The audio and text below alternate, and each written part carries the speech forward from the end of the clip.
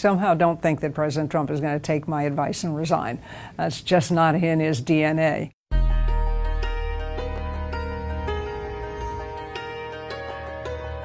I'm someone who has served as a Republican governor. I've served 2 Republican administrations. I grew up as a Republican.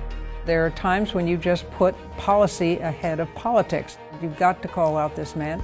I believe he should resign, and I think Republicans should at least start to move in that direction. The president's behavior has troubled me from the very beginning. His language that he uses, his demonizing people, his dismissing people and marginalizing them, has always been problematic as far as I was concerned. His attitude toward government has been an issue. I think he's undermining some of the very basic tenets that really form our democracy. He admires strong leaders, but his definition of strong is more on the dictatorship side than on a strong democratic leader. He said early on that he thought Kim Jong-un did a wonderful job being so young and taking over his country. Well, I guess that's okay if you don't mind that he uses machine guns to eviscerate those who oppose him or gets someone else to go and poison his uncle.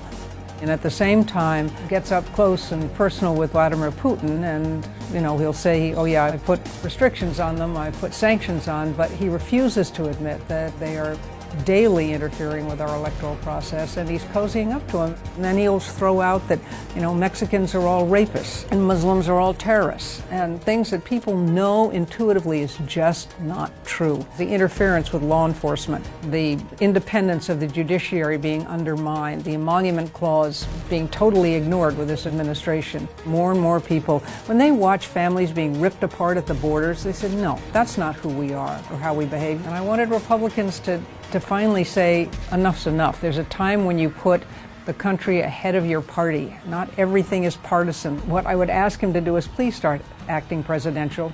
Think before you speak. Stop with the Twitters, the tweets in the middle of the night. That doesn't do anybody any good. You're your own worst enemy.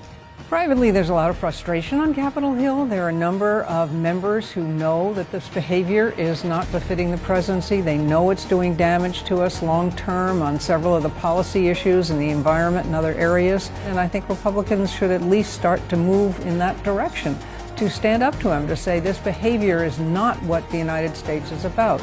They're concerned, but they also recognize that Trump's base, while it's a very small part of the total electorate, is very, very solid. And they're the ones who vote in primaries. And so these members do not dare stand up to Trump too viscerally because they will be attacked in a primary. There's so many areas where I believe Republicans should stand up and say, no, this is not how we behave, and you are President of the United States of America, and that is a solemn obligation.